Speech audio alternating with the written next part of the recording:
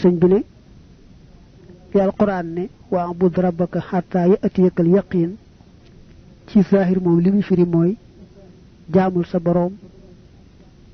ba ba ngay génn àdduna muy ba dee di dikk mu ne waaye nag ñii taawil maanaam taawil mooy la loola daan firi ci zahir nga bàyyi ko waxe ko neneen noo xam ne bokkut ak zahir sa mu ne ñii taawil daañu ko taawil ci ne wa abud rabbaka hatta ya'tiyakal yaqin mooy